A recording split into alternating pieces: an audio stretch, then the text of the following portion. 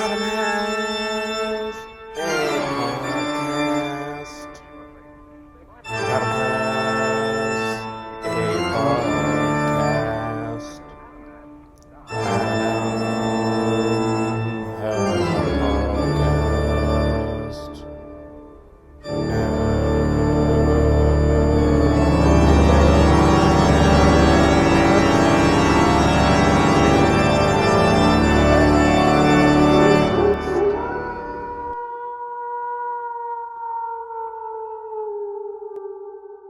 If there were no such thing as monsters, then there would be no such thing as Halloween. And to further that point, if there was no such thing as magic, there would be no such thing as monsters. And that's why this week's Halloween episode is going to be about monsters and magic. Halloween used to be about scaring away monsters or evil spirits, anything that wishes to do you harm. Nowadays, it's more about celebrating what scares you. But irregardless, monsters were at the forefront of both versions, yesterday's and today's. Monsters were the thing that made Halloween Halloween. But I would like to argue that magic is what makes monsters.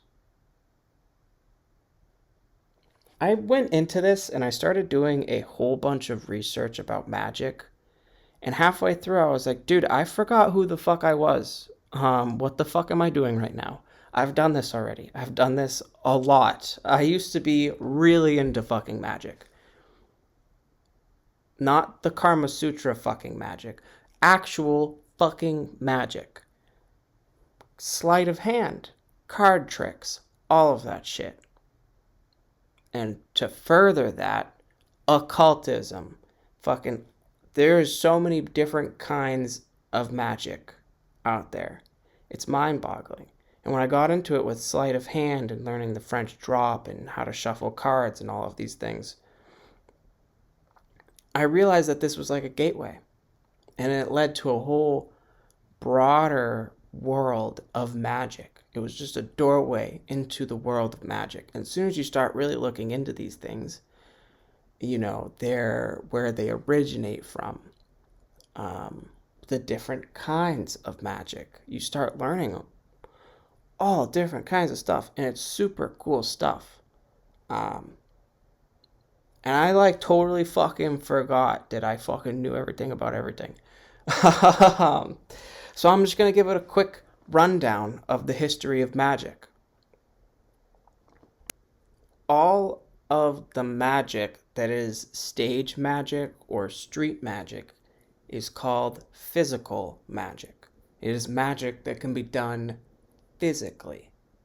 And most magic tricks you do see are physical magic tricks, no matter what mumbo jumbo they throw behind it. Whatever story they're feeding you, it's all just physical movements in order to manipulate a card to the top of the deck. Or even Houdini escaping was just him physically wriggling out of locks and stuff to secret hidden lock picks. He would wriggle around, and it's a lot of physical movement because it's physical magic. And once you get interested in magic, you start to realize that, oh my god, it is a whole entire giant world of way more than coin tricks and card tricks. It's just so much that it can be a little overwhelming at first, and you don't really know what to believe. Especially because like 90% of stage magic is showmanship.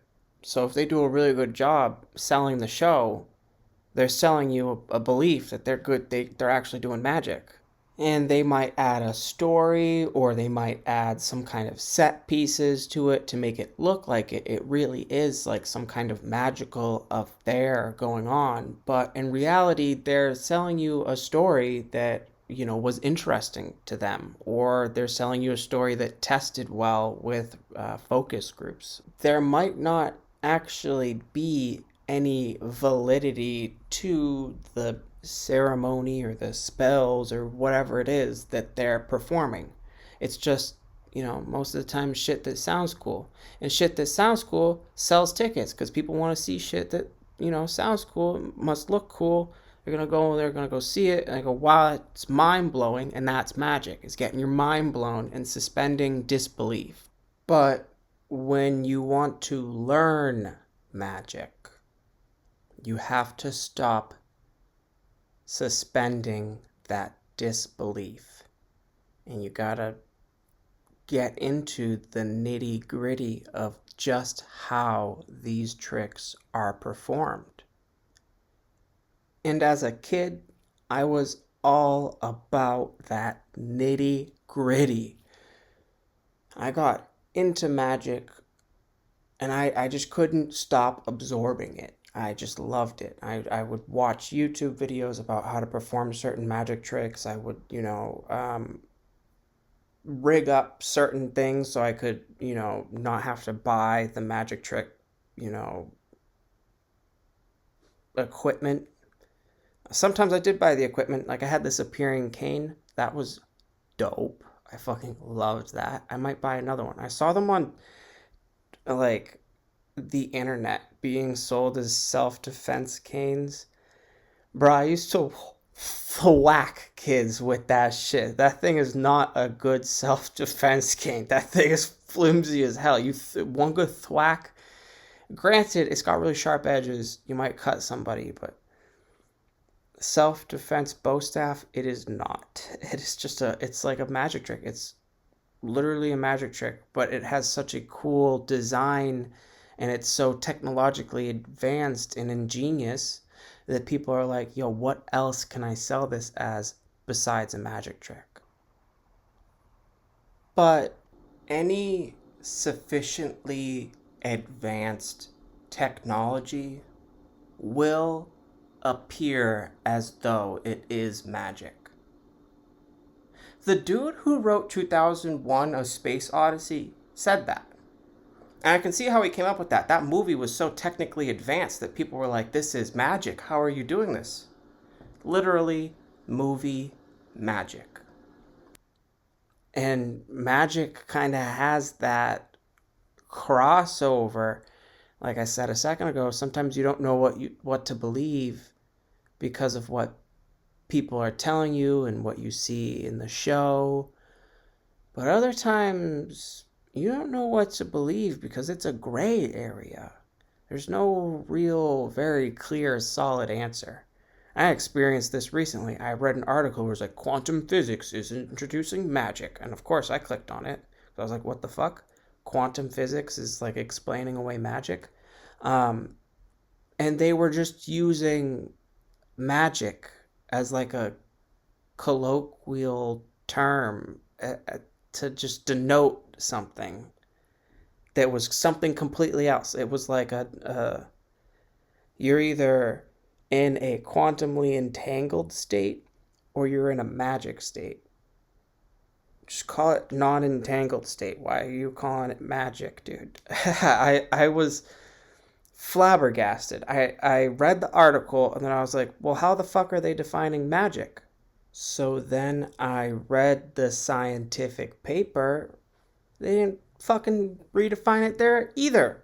I was like, what the fuck? How are you guys just like are absorbing the word and then redefining it and not telling anybody how you're redefining it? You're just saying, well, it's this other non-quantum state and then we have the quantum state, which we call entangled. It pissed me off a little bit, just to say the least. But that kind of exemplifies the gray area in which science and magic have historically always kind of coexisted in.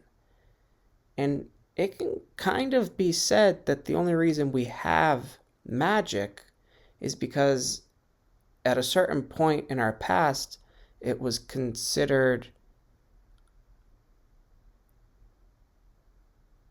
evil,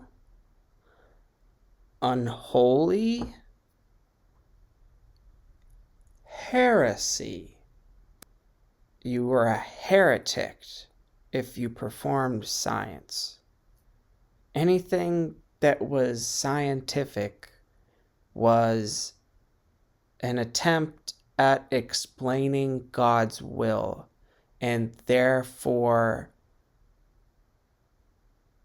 was opposing to God's will, because why would you explain God's will? It's already explained for you. Why the fuck are you going about explaining it?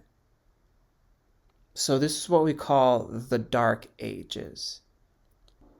And during the Dark Ages, the church was basically the end all and be all of law and order. So the church basically made it illegal to perform science. So scientists, not wanting to stop their research and always being the curious type, figured a way around this. And this is what we call alchemy. Alchemy is basically a clandestine form of chemistry. And for a long time, practitioners would perform their experiments in secrecy out of fear of the church's backlash. So they wrote in code. They derived symbols that only other alchemists would know the meaning of those symbols, so they could share their work without worrying about being taken away by the church. And during the Dark Ages, the church actually would take away anybody's technological advancements or their research, because the church profited from people being of a lower intelligence level. The church exerted as much power as it could. And in order to solidify that power, the church controlled how much knowledge it thought the general public should have. And so it would control the scientific research that was publicly and widely accessible. But this meant if you said something that the church didn't agree with, like Galileo did, you could be put into exile. You could be punished for simply making a discovery about something that was true about the universe and stating it because it went against the norm. And this kind of environment pushed the free thinkers, and it pushed the scientists and all the people that wanted to advance society, it pushed them into the shadows. And they developed codes and this and that so they could share their knowledge with each other. And that became magic. But magic has always been part of the world. Science and magic are one and the same. I said a second ago, any sufficiently advanced technology is indistinguishable from magic because we just don't understand how it works or how they even got there to make it work. It just seems like it's just poof, you just brought it into existence. But in reality, it took, for us to develop a microchip like 2,000 years. But because doing this research and having this knowledge had such dire consequences, they were very secretive over the information. They wouldn't just go walking down the street yelling, "I'm an alchemist for sale," because that would get them caught. They had to do it secretly. They had to develop organizations in order to vet people. And this is how you get orders and covens and cults. And that is actually where you get the word the occult from. They call magic-related things occultism because you have to be sort of familiar with the cult in order to really even understand what it is that they're talking about. And that ideology of secrecy is still very prevalent in today's magic world. That's why when you go to look up how to do a certain magic trick, you won't really find anything, because part of magic is keeping it a secret. That's what makes it magic, is it's a secret. And nobody knows how to do it except for the magicians. But what does any of this stuff have to do with monsters? Well, the medical field is a branch of science, and therefore the medical field was also subjected to being forced into the shadows. The funny part is alchemists were a fundamental part of society. Alchemists were like doctors. Germ theory wasn't publicly hypothesized until the 1860s. And even then, it took time for people to accept it as a truth, as a reality. People didn't believe in germs because they couldn't see germs. And if you are a sufficiently advanced individual living during a plague time, how are you going to explain to others that the plague is transferred through body fluids and contact without using any scientific terms? You tell them that that person is a vampire. And if that vampire bites you, you'll get what that vampire has. And vampires oftentimes look very sickly. They look dead because they're dead, and they're gaunt and they're pale, just like a sick person. And actually, there's a genetic disease that causes somebody to look like a wolfman. It is a condition called hypertrichosis. And it actually can be triggered later on in life.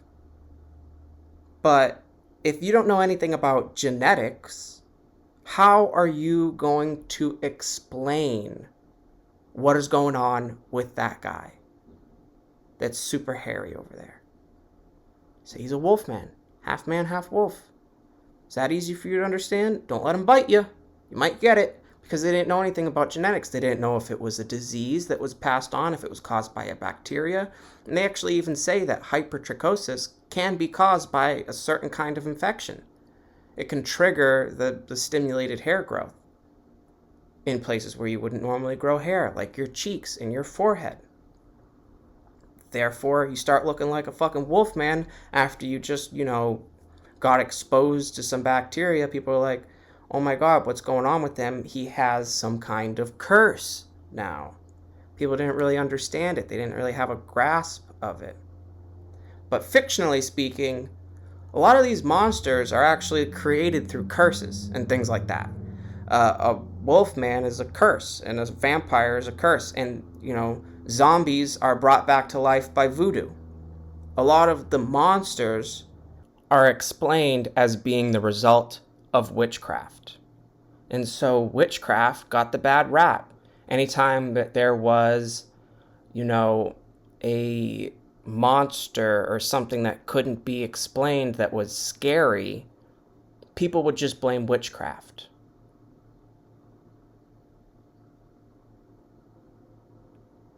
And that was because witchcraft was the only other thing attempting to try and explain these things.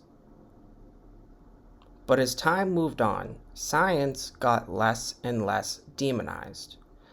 Scientists or alchemists were able to perform experiments repeatedly. They were able to practice an experiment in secrecy, and soon as they could repeat it over and over and over again, they could then bring it forward and show everybody, hey, look what I can do with this science. And the world started to move more towards into what they call the Enlightenment period, where science and logical thought were more acceptable over ignorance and theology. Everybody started getting into science during the Enlightenment. And so they started about trying to make a difference between science and magic. Science was a thing that could be repeated over and over and over and over. It had factual basis behind it. There was data supporting it, mathematics or whatever that explained, yes, this is possible, this is how it's possible, this is how it happens, and then they could go and do it. But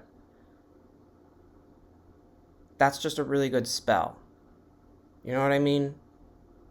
Baking soda and vinegar is a spell that kids can perform nowadays because baking soda is so readily available. Vinegar is so readily available.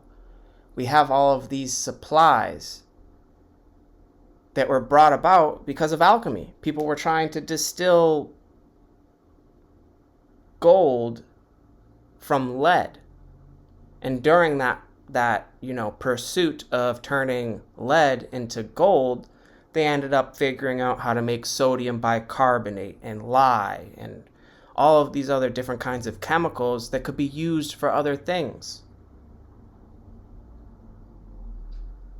And so as time moved on, people began to accept science more and more and more because it was a verifiably reliable source of something that you could do over and over and over again.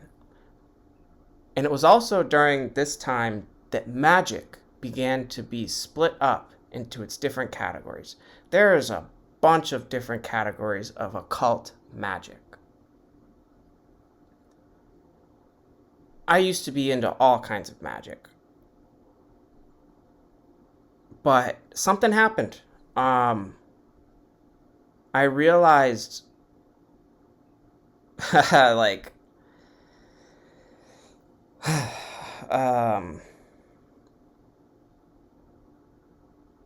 so I never really shied away from black magic. I always thought all magic was magic.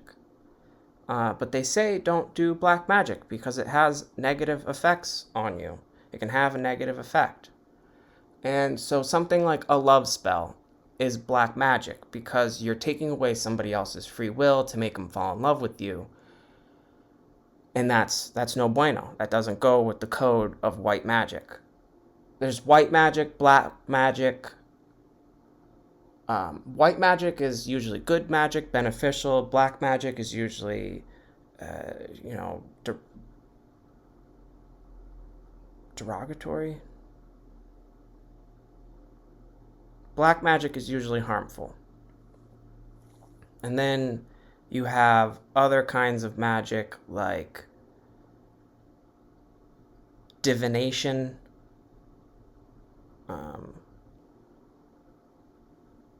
But if you perform that spell, there's no way to tell if somebody truly, actually loves you. You know what I mean? Even if you're in a relationship with somebody, even if they already love you, even if you're already together, since you performed that spell, you will always have it in the back of your mind. Is this thing a result of the spell, or is it actually true? And that weighs on your mind. It starts to, tear you down a little bit. And that's where I didn't really think about the ramifications of black magic. So I would perform all kinds of magic. I remember specifically getting into earth magic because I figured I'm from the earth. Any earth magic would be natural magic.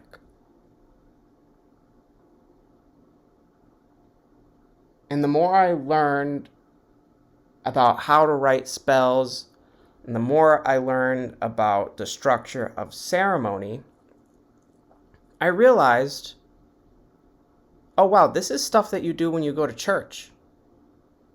And I realized, oh my God, the church absorbed a whole bunch of occultism because it was stuff that got people integrated and interested and involved in the church, but also there's validity to ceremony. There is validity to prayer, which is spell work. When you look into hoodoo, which is an offshoot of voodoo, voodoo, they use the Book of Psalms as their spell book. Each psalm is a specific spell to help you achieve something. But divination, soothsaying, spell work is all a sin in the Bible. And I realized they tell you that all of that other stuff is a sin because they want you to use their magic. And when you go to church and stuff like that, you're participating in a magical ceremony. You're communing with the entire church that's there. Despite who's there, anybody can be in that church. You're there communing energy and spirit with them. And when you use their specific magic, and when you participate in their ceremonies, you are feeding your energy into their system, making it stronger and stronger and stronger. The church relies off of harvesting the energy of its practitioners.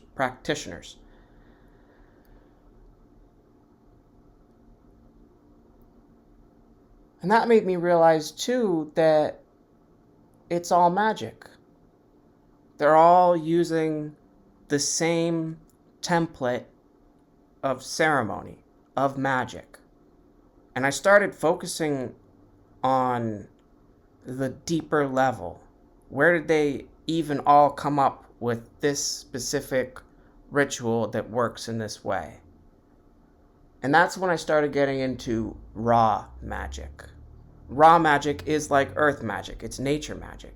And you realize magic is that thing that, when the tribe went out for a hunt, it was that thing that let them all come back to the same spot, and they all knew how to find each other afterwards. You think we're in a big forest, there's no infrastructure or anything, how are you even going to be able to find each other? That's magic. They were able to sense each other through the woods, and they were able to commune with each other's energy. And I started going deep down the rabbit hole of following the energy of how it is that we even came to know magic as it is. And that's when I really began to get a broader understanding of what exactly magic is.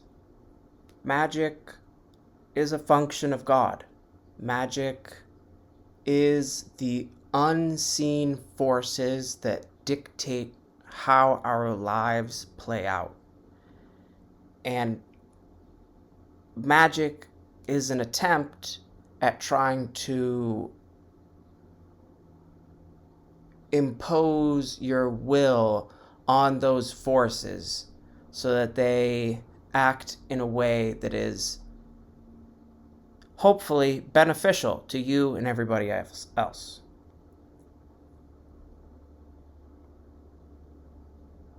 And I started realizing that in order to perform magic, you don't even need words. You don't even need spell work. You don't need any of this stuff. And that this gets into another branch of magic called chaos magic.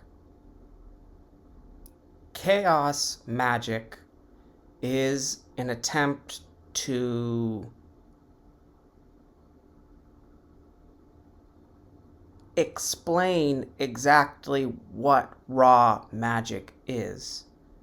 But the nature of chaos magic means that as soon as you put a definition onto chaos magic, it doesn't really fit. Exactly. It's not exactly what you want to be saying because it's chaos. It can't be put into words. You can't talk about it because it is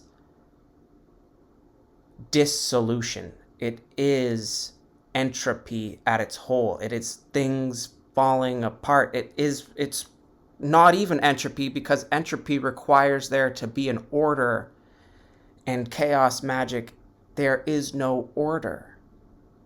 And I didn't want to follow an order or a religion or a cult. I just wanted to be my own fucking guy. So chaos magic really stood out to me because it's all about being an individual. You don't need to go to a fucking ceremony with a bunch of other people in masked hoods. You just fucking do whatever the fuck you want. But saying something like do whatever the fuck you want, people misinterpret that shit. So then they do whatever the fuck they want. And that's where you get into the corrupting power of magic. See, when I was younger, I was really into monsters because I thought I would be fighting monsters all the time. I thought every other full moon I'd be teeing up with a fucking werewolf, dude. I didn't know that it's a relatively monster-free world out here, man. And as I grew up, I came to realize that the monsters aren't vampires or werewolves or the things that you read in books. Monsters are the people who write the books. Monsters are humans. Humans are monsters. We're scary fucking things. I've said it before. We have an orifice full of sharp, protruding, gnashing fucking bones that crunch up your food and drop it into a pit of sulfuric acid where it's then torn apart molecularly and then it's turned into shit. We're fucking monsters, dude. Just the act of eating is monstrous. And to throw magic on top of that, that's like throwing gasoline onto a fire. If you have any potential at all to be a monster, magic will amplify that tenfold. That's the danger of it, because people don't really think, it's even fucking real. But like I said, the psychological implications of even just performing a spell can break your fucking mind, dude. And that shit turns you into a monster. People with broken minds don't go around, respecting other people's whole and intact minds. People with broken minds usually want to fucking break other people's minds to see if they can recover from it, so they themselves can be like, oh, that's how you recover from a broken mind, and then try and figure it out, because they can't fucking figure out how to fix their own broken mind. So then they go around breaking other minds, so then they can see how other people put themselves back together, so then they can learn how to put themselves back together. You don't want to be that guy. Don't practice magic to the point where it drives you fucking insane. And that's where I am kind of now, because I am trying to explain chaos, and it's like, dude, what the fuck? You can't. You don't even putting the word chaos on chaos is too much. You're doing too much, dude. Chaos is adding order to what it is that the force is. And my whole bit with raw magic and chaos magic, I wanted to figure out a way to integrate the two, because raw magic is like natural magic, and chaos magic is also like natural magic. They have overlapping qualities. It has confused the shit out of me, I gotta be honest. I reached a point where every single night I was dreaming about the day before, or the day coming before me. I can't even fucking explain it properly. And it got to the point where I knew too much, dude. I was like, fuck, dude, this is torture. I don't like this. I don't like knowing all of this information. I don't like knowing how my day is going to go before I even interact with the day, because it would freak me out. I would have a dream about an interaction, and then I would be living out the entire day just like the dream was going, and I would be like separate from myself, because in my head I would be having the realization that, oh my god, this shit is almost to a T exactly what I dreamt. And I couldn't participate in the actual situations because I was so focused on seeing the situation before I was in the situation that I wasn't actually ever in the situation. By the time I was in the situation, I was thinking about the next situation. And I started noticing that my internal attitude started affecting my external world. And that started to freak me out too, because every time I was in a bad mood, I noticed it would radiate off of me. So then I got paranoid about being in a bad mood because I didn't want to be responsible for everybody else being in a bad mood. And I realized, oh dude, I fucked myself over. I garnered too much power. I did something wrong. I don't know. Chaos. I invited chaos in. So I started blocking shit out. And I did something, and I was like, yeah, we're not going to be able to use these anymore. These fucking powers. And now I can't use these fucking powers anymore. Um, I learned how to, like, seal shit. And I thought sealing shit away would keep it safe. But all that does is it takes it out of commission. So, like, say that you seal your third eye because you're afraid of psychic infiltration. All you've really done is sealed your third eye. You didn't learn how to overcome psychic infiltration. You just took yourself out of the game, basically. And it took doing this episode for me to be like, oh, dude, I'm becoming a monster by not, you know, using my gifts and abilities. It turns you into a monster either way. You either become somebody that is like totally unsure of themselves if the reality that they're creating is the one that they've created, or if it's just all coincidence, or you end up becoming somebody who's trying to eject it so far from their mind that they can't even fucking think about anything. And that was me. Until I started coming into this podcast to try and explain it. Now I'm here and I'm like, I'm fucking it up. I'm doing a bad fucking job. I'm not doing a good job on this one.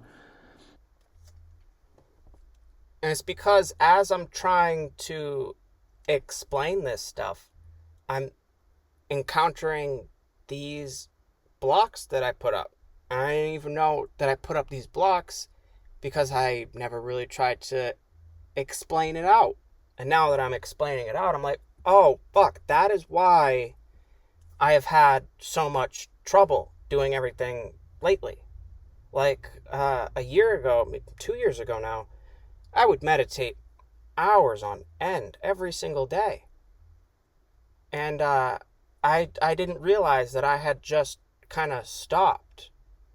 And because I had stopped, I had lost some muscle. It's some kind of muscle. And it atrophied away because I wasn't using it. And the less I used it, the weaker that muscle got. So now when I'm trying to get back into using that muscle, it fucking cramps on me. Or I'll get like a sharp pain. But the other night I was like, dude, this pain is because I'm blocking the full process. I'm scared of the full process because I see how the full process can affect my environment and like make me see days in advance. So I don't want to do the whole process, but you can't fake the process. It hurts you. That's how people have strokes and things like that, because a lot of magic is actually like how you're internally holding your body and pumping your blood and firing your nervous system. That's how magic is created. You're basically entangling particles and then putting a certain spin on them so that then when they go out, they interact with other particles and you start to have a quantum effect where it's like one is up spin, the other's down spin. As soon as they interact with each other, they cancel each other out. Boom, you just canceled out some kind of curse or something, or some kind of energy that was sent your way. And I got scared of it because it's fucking awesome power, dude. Entering an altered state of consciousness is fucking crazy shit. It makes you feel like a god because it's like, we're not supposed to be interacting with this kind of stuff, and you can get so arrogant so quickly. And it took me a while to learn the difference between arrogance and confidence. Confidence is the same as science. It's something that you can just do over and over and over again because it's part of you. It's not even a thought. It's second nature. Whereas arrogance, it is such a thought. It is such a thing that you want in your nature. It's such a, an assertion of power, or it's such a... Arrogance is such a cloud that it makes you focus on the wrong thing. And you're focusing on, oh my God, my energy is influencing the environment and I'm always in a bad mood. And that means that everybody that encounters me, their bad mood is caused by me.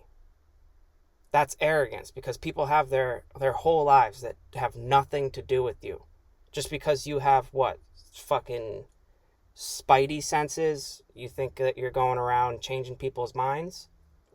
What about maybe that energy was already there?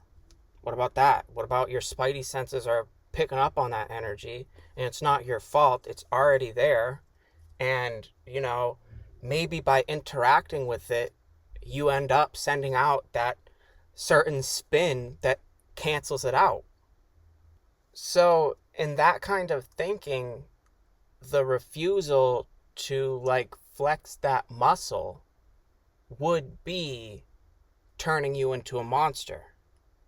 But you're so arrogant thinking that, oh my God, I don't want to change all these people's emotions, that you let them do what they will. You let it go by the wayside. You ignore it. You just let it happen. And it's like, you didn't want to use that muscle, because using that muscle makes you feel like a monster. But not using that muscle in that kind of way of thinking effectively turns you into a monster. Being afraid of being a monster turns you into a monster. That's kind of like how I said about fear. Fear, you're afraid of something, so you end up accidentally drawing it into your life because you're focused on how much you are afraid of it. That's all you focus on. You don't see anything else besides your fears because you have tunnel vision, because you're so afraid of avoiding it, and you end up pulling that thing directly to you. And I think maybe that's why I was drawn to monsters, because I was so afraid of monsters. I was so afraid of feeling like a monster that monsters became attractive to me. They became a cool thing that I could find some kind of solace in, because Bigfoot's all alone out there in the woods. Ain't nobody ever seen a picture of him. He's immortal. He's just living forever, just fucking booling, chilling by himself. He don't want to be part of society. If Bigfoot wanted to be part of society, Bigfoot could be part of society. But Bigfoot doesn't want to be part of our society. Bigfoot don't need our society. And that gave me a level of comfort, because I knew on some level that outsiders somewhere, some way, somehow had a place. And you look at it now, that's more true than ever, because vampirism has become like a cult. People get their teeth sharpened and they get dental implants, and they fucking hang out in a coven drinking donated blood together. That's a crazy group of friends you got there, but you got yourself a group of friends. And that's the same thing with magic. Witches, they also operate in covens, but when shit hits the fan and your divorce finally falls through, You got that coven to lean back on as a support system, as a community. Even with physical magic and sleight of hand magic, you still have a sense of community because it's like this secret that you all share together. And when you find another magician, you can then trade tricks back and forth until both of you find a trick that the other one didn't know about before. And then look at that, you just spent like 2 hours trading tricks with this person. You just made a new friend just because you have a shared interest in a shared hobby. And sleight of hand magic has a kind of dual purpose to it, because not only are you friends with all of the magicians, but you can use it as an icebreaker. You use it as something to be like, hey, can I show you a card trick? To introduce yourself as somebody who's like, oh, wow, this guy's must be interesting. He knows magic. And that was one of those magic tricks that I just forgot how to do over time. I forgot that I would spend an inordinate amount of time coming up with icebreakers because I knew how important icebreakers would be. And now that I'm an adult, I don't use any of the icebreakers that I used when I was like a tween, teen, and child. I had so many, and I was talking to so many people that I got like, I was like, okay, the magic in meeting a stranger is kind of gone to me now. I know the mechanics of it. I know how it works. And that is being a magician. You know how the mechanics of it is. You know how it works. And that's being a scientist. You know the mechanics of genetic disorders. You know how they work. You know that guy who's super hairy isn't some kind of mythical wolfman creature. That's just a normal human with hypertrichosis. And that knowledge bridges the gap between the known and the unknown. And the clearer that bridge becomes, the less scary these things are, and the more familiar you are with them. But in my situation, I got so familiar with this stuff, I was so well versed on it that it wasn't interesting for me to talk about anymore. So I just kind of let all of the information that I gathered about cryptids and monsters and all these different kinds of things go to the wayside. I stopped gathering information, I stopped reading stories, and I stopped interacting with the communities that were built around cryptids and monster hunting and, finding out the truth. And, you would encounter some crazy conspiracies like the ice wall and like Big Earth and shit like that. And that shit was interesting and fun. And that's all that, like, really conspiracy theories are. It's just like shit for people to talk about when there ain't nothing to fucking talk about. And nowadays, there ain't nothing to talk about because we live in the information age. There's too much information. There's too much to talk about. There's too much going on. So when we sit in front of somebody, we only really recap the last 3 or 4 news stories that we heard, or this or that. But back in the day, they couldn't talk about shit because they weren't allowed to know shit. It was illegal to know shit. If you knew shit, you would be fucking tried and maybe put to death or tortured or fucking moved somewhere. You'd be taken away in the middle of the night because you knew multiplication and fucking statistics. They'd be like, oh my god, he's a devil. He's using numbers to say that I owe him money. Fuck him. Take him away. And that's how they used knowledge to their benefit. But certain people using knowledge to their benefit ends up detracting from the rest of the population. So then you get a whole bunch of superstitious people who don't know nothing about nothing saying that poor sick Timmy over there is a zombie being controlled by the witch down the way, because the witch down the way just happens to know about a scopolamine rich plant that grows in the forest somewhere.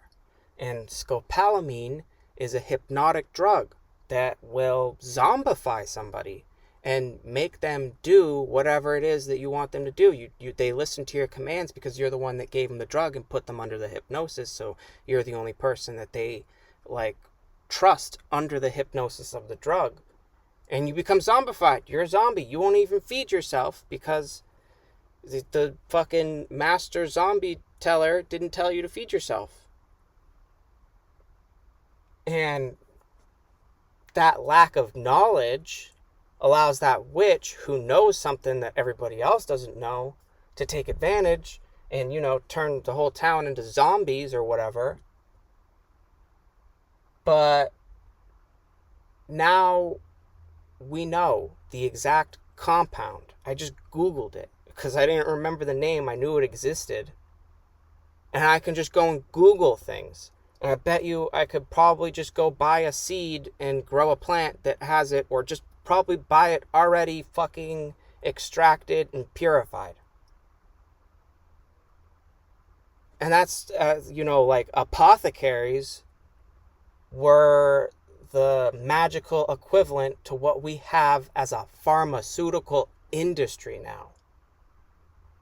They took folk magic and, folk remedies for pain like willow bark, and they extracted the salicylic acid to create a concentrated pain reliever that didn't dull your mental faculties. That's fucking magic right there. But a lot of these people that are running these pharmaceutical companies, people call them monsters. They act like monsters when they try getting money for the drug that they created, patented, and produced. When they put in the effort of research and development, they want payout. And people are suffering from diseases, so they will pay that fucking money. But if you look at it like a witch just poisoned the town and she's holding the antidote for ransom, that shit's evil, isn't it? And that's what I say, like, magic and monsters go hand in hand, and magic is that unseen force which kind of pervades all of life. And I got so good at magic that I was like, this shit's boring to me now. And I fucking erected all of these blockades and I sealed up all of this shit. And it took living for a while without all of these like things, these extra things, for me to realize, oh, these weren't extra things. These were modalities of existing. These were functions of my body. And these functions of your body get vilified. They don't want you to pray in a certain way, so they tell you you're a villain for praying that way. And you can look at it like the vilification of pagan religions. They told these people they were evil for praying to a god in the same exact way that they were praying to their god. And it was so similar, and these pagans had so much shit down packed that the church saw this and absorbed it. They took a bunch of these traditions and stuff, and maybe that was a way of like tricking the people into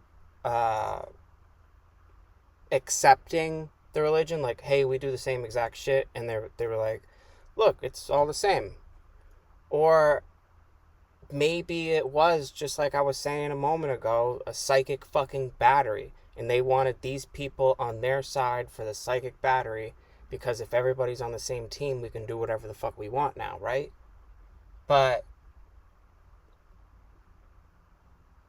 doing whatever the fuck we want now is chaos magic shit. Not everybody takes doing whatever the fuck we want now as progressive and good.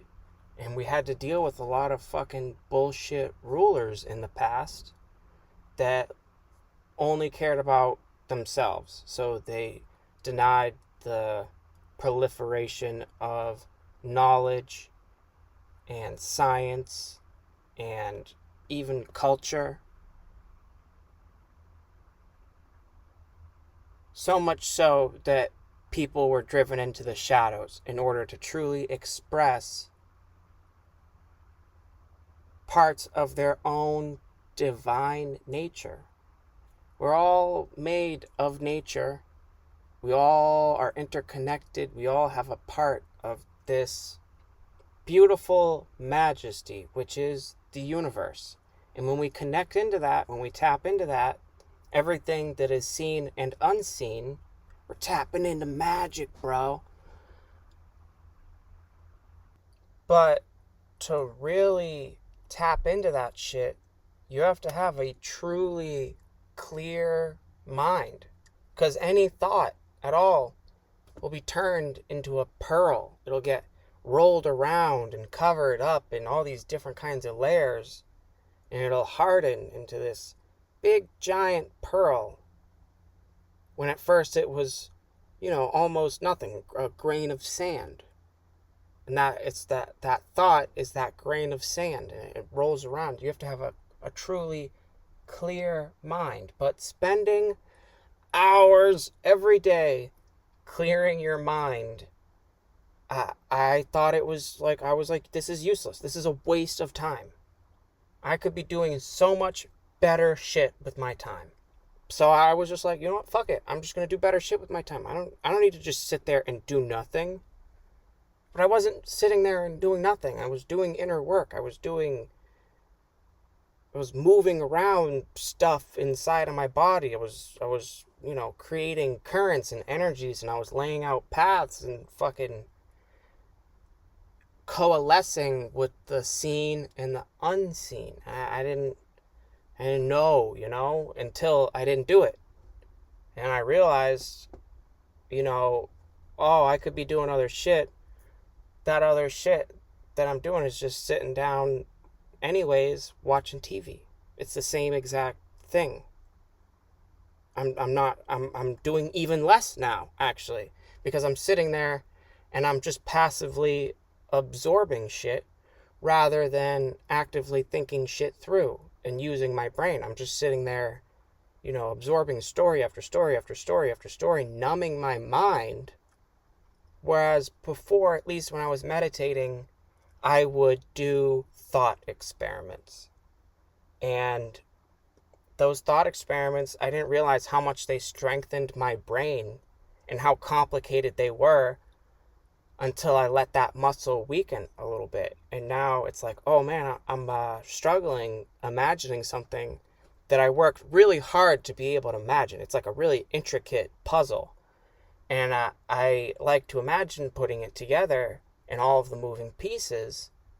And it took a really long time to build up that skill. And it has like 11 different pieces to it. And they're all moving. And it's all within my brain.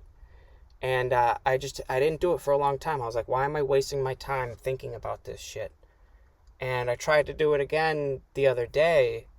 And I could only get up to like 4 pieces. 4 or 5. And I was like, wow. I didn't realize that I actually was doing something. I was strengthening my brain by doing that stuff. But on the offshoot, my brain, as soon as I kind of broke it of that mold, I realized I was like putting it in one shape too much. And as soon as I kind of broke it of that shape, I realized, dude, I could imagine anything. I can have my eyes open, close my eyes, and I can see the entire everything that was just in front of me almost perfectly. And I'm imagining it. It's just a quick snapshot. And I'm like, whoa. And then I'm like, what else can I imagine? And then I start rotating a cow in 3 dimensions in my fucking brain. And I'm like, that's fucking sick. I can rotate a cow inside of my brain. I've never even like touched a cow in real life. But here I am. I have this floating cow in my brain, hyper realistic with the fur and everything. And it smells. And I didn't realize that was because I did so much inner work training all of those muscles to be able to control these things to do, quote unquote, magic. And what is magic is just existing, just living your life to its fullest capacity. But I didn't have a broad enough understanding of the whole to realize the magic in everyday life. I was looking for lightning bolts and fireballs that I completely overlooked butterflies and flowers. It's like a miracle that these things exist, and these things only exist because of the other. Flowers need butterflies to pollinate them, and butterflies need flowers to eat. And the same goes with bees. You don't really ever look at a bee. A bee is probably the closest thing that we could describe as a scary monster to people nowadays, because you get one bee in the building and everybody's like, oh my God, I'm allergic to bees. Everybody starts freaking out. Like, the building's going down or something, or there's a fire. And it's just a creature. It's just a living creature that's just existing that, wandered into the building by accident looking for a treat because that building was in its way. Like, the wind blew it in through a window. It didn't have a choice of being in that building. And now that poor little bee is being treated like some crazy, venomous, poisonous, gonna kill you creature. And if you do have allergies, that shit can kill you. It is terrifying. But like, bees smell fear, dude. So the more afraid you are, the more likely they are to sting you, because they can like smell. That's why you say sense, because it's not necessarily smelling, but they detect our fear pheromones. And fear pheromones in the wild usually mean smash, smash. So if a bee thinks it's going to get smashed because it sensed a pheromone or even just an electrical signal from your brain, it's going to sacrifice its life for the whole of the hive, and it's going to sting you so that next time you see a bee, you run away scared. Or so that it fucking kills you. Bees pray for people who are allergic to bees. That what would a bee's prayer be? Somebody that I could finally fucking, show who's boss around here. And we do this all the time, and we don't even know it. We're ignoring the magic, and we're creating monsters. If you ever zoom in on a bee, bees are just fuzzy little guys, dude. They're just the most magical little thing, but they get treated as monsters all the time, to the point where there's now a fucking problem. We don't have enough bees. They're starting to die out because everybody's fucking killing them. Nobody wants them around, so they're killing off hives and colonies, and these were hives and colonies that would have propagated the bees further. But nowadays we're getting to the point where we're like, save the bees. So people with knowledge are starting to warm up to the bees, and they're no longer seen as monsters. And I got so wrapped up in everything that felt big that I kind of forgot about the little things that can kind of just slip by you. And so I spent a while trying to focus on the little things, figuring out which little things matter, which little things don't matter. Everything matters. It's how you feel about it. Why is the thing making you feel that way? Why would you have a reaction to the thing that way? That's what matters to you. And then you can figure that out. And maybe the thing won't bother you once you figure it out. But I had to put up all of these magical barriers and turn off all of my magical abilities for me to fucking see through the fog and be like, oh, dude, it's not about casting lightning bolts. It's about being in harmony with life as it comes to you. That's the true beauty and magic. Wu Wei. Non-resistance. Just going with the flow. If you just go with the flow and something needs to happen, that thing will happen because it is in accordance with the flow. And you might be able to put culverts in the river and divert it and try and change the flow, but the river always runs into the ocean. We're always going to go back to the big body. So you just want to try and be one with the present moment. And when you're one with the present moment, you just do what comes easiest to you. And that's Taoism. And that's an Eastern religion.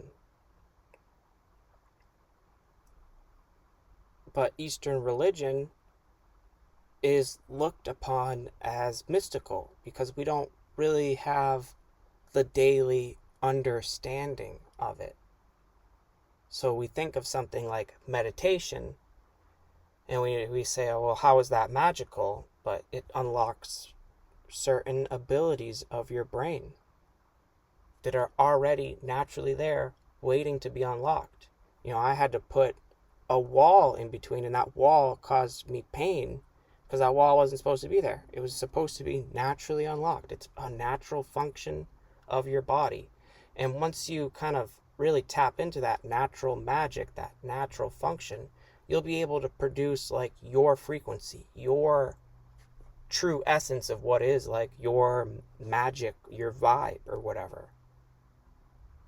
And like last night I was trying to do some research and I had that memory of like, dude, I've done this. Like, do you remember who the fuck you are, dude? And I was like, fuck it, let's just do some magic right now. I'm not going to understand it by reading it. I'm only going to understand it by doing it once again. And then I can have the full grasp on the topic. And then I encountered those blocks. And I was like, ouchie, I got to take this block down. And I realized that I had to use a considerable amount of fury in order to take down the wall. And I was like, I don't want to use fury to take down the wall. And I just reached a bucket, dude. It's what I need to do for me. This keeps causing me pain, and I know what I need to do to fix it. I just need to hold my body in this way and do this and do that. And bang, bang, boom. And I had like a pain and a ping, but then I remembered like, oh dude, I'm like stopping my heart and then physically pumping blood with my muscles in order to increase the amperage of my brain. Sort of. I think that's what's happening. I don't know. It feels electrical. I've been electrocuted a few times. It feels electrical in its nature. But also like the altered state of consciousness feels like your whole body just fell asleep. Like, when you fall asleep on your arm and it starts tingling, if your whole fucking body feels like that. And you feel all of your particles jiggling and vibrating at their frequency. I said, fuck it, let me just fucking do this shit. And I the headache was gone. I blasted through those walls. I took them down. One thing that makes me feel like a monster too, like I always felt like a monster growing up. I always felt like there was something inside of me that was like monstrous. And it is like this anger. And what doesn't help is that when I get like really fucking mad, I turn very red like a devil. My brother even said it once. He's like, you get mad, you're like an actual fucking devil. And I was like, that kind of stuck with me because I felt like raising hell. Like I was hellfire on earth whenever I got super fucking mad, dude. And whenever I do get mad, like my body temperature rises and fucking like I get hot because your body's pumping extra hard. It's spending a lot of energy pumping up its muscles so you can fucking fight and beat the shit out of whoever's making you mad. I just always had that inside of me. And I was, I went to magic to try and figure it out. Like, dude, do I have like vampire DNA? Is it like werewolf DNA? Like, what the fuck is this monster inside of me? And the more inner work I did, the more I realized like, oh dude, I'm just like particularly sensitive and in tune with everything going on around me. I am just one with my environment because I am part of my environment, and that like never ceases to be true no matter how many blocks I put up. And so I was meditating, and I decided to start oming. And this is where I first like started to learn about time dilation, because when I'm meditating, sometimes I'm like, I don't want to do this anymore. This is gonna take forever. And I say to myself, well, let it take forever then. It's fine. I have nothing better to do. What the fuck am I getting bitchy about? Stop it. And then inordinate amounts of time will pass. Like last night, I started meditating at like midnight-ish. And then by the time I finished oming, it was like nearly 2 in the morning. And I was like, dude, that felt like 10 minutes. What the fuck? Like, it compressed time in such a way that it just like sped up super fast. And this shit is like real magic for the natural functions of your body. It's like certain motions, if you don't perform them, your body won't be able to like drain lymph fluid and shit like that. So I was oming and I was loosening my throat, and I felt this fucking like a cyst or something pop in my throat. I felt something crack in my throat, and I was like, whoa, my throat feels way better now. Like there was something blocked in my throat, and I cracked it. And then I went and I took a shower, and dude, like I fucking hacked up mad tonsil stones. Like it fucking vibrated the tonsil stones out of my body and like let me hack them up, and I felt way better. I felt like suddenly clear and like uncongested. And they say sometimes when psychics are in the middle of their whole sheboygan, that they start to produce ectoplasm. And I think what they are saying is ectoplasm is lymph and snot and fluid draining from your body, because this altered state of consciousness is allowing you to access a whole other menu option that you're not normally privy to.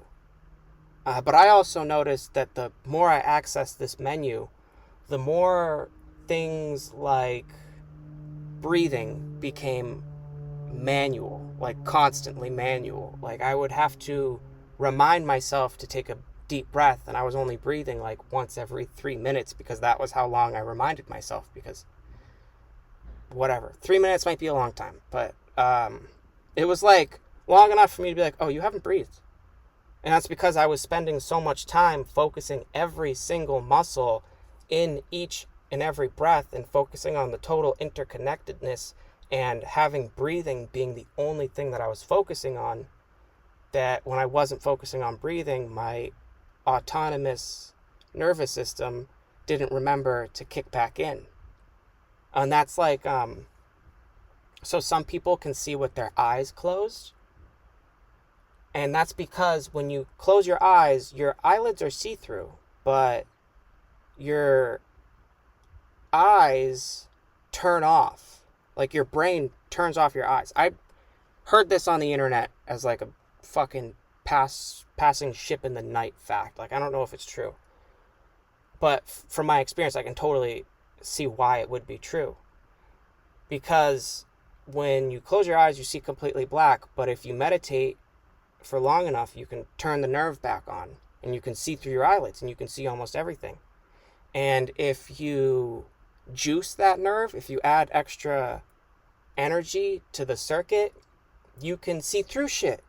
You can see through, like you'll put a bandana on, and you can see through the bandana almost perfectly, because your eyes are like photoreceptors, and the more energy you pump into them, the more they can like sense, and they can sense it through layers of fabric. But your brain is supposed to turn off your eyes when your eyes close. So when you go to bed at night, if you're always in this mode, you see through your eyes. Everything is too bright. Your eyes never turn off. You see everything all the time. And it gets a little bit like stressful. You're like, oh my God, I can never get true rest because I'm seeing everything all the time. And people mystify this shit because they don't really think about your body as a circuit, because circuits are new. It's not really like something that we've had around for thousands of years that we would like, self-associate with being like a function of our body. But like a circuit is just like we had a function in nature and we tried to copy it into a circuit so it would do that thing that we want it to do. And that goes into like, even microchips are like magic, dude. If you zoom into a microchip, it's like you printed a sigil onto a crystal and somehow fucking applying electricity to this shit makes it work. Well, what kind of black magic are you pulling here? Like, what the fuck? How does this crystal shit even work? How did you figure this shit out? What demon told you how to build this shit, you know? But it's just built off of like thousands of years of purifying fucking rocks to try and turn lead into gold, and you end up isolating graphite, and then, you know, thousands of years later they've, you know, perfected isolating graphite so much that they can grow a giant monocrystal on that they can then print pristine circuit patterns on. And that just shows to Goya that these unseen forces, magic, is very much alive in everyday life. We just call it science now. And monsters are also very much alive. We just found out that what we would call monsters were people with diseases and disorders, or animals that were just undiscovered yet. So, if you ever feel like a monster, know that it means you're magical. And take pride in being the mythical beast that you are. As long as it's like a cool, peaceful one like Bigfoot. If you're like a mean dragon or something, find out why you're a mean dragon. And then go through the work and become a nice dragon. Like those dragon tail dragons. But you're not a monster. Just remember that. At the end of the day, we're all monsters. So how are you any different from anybody else? Why are you the bad guy? Why must you bully yourself? And that is the epitome of keeping it easy. So keep it easy out there, guys. And peace.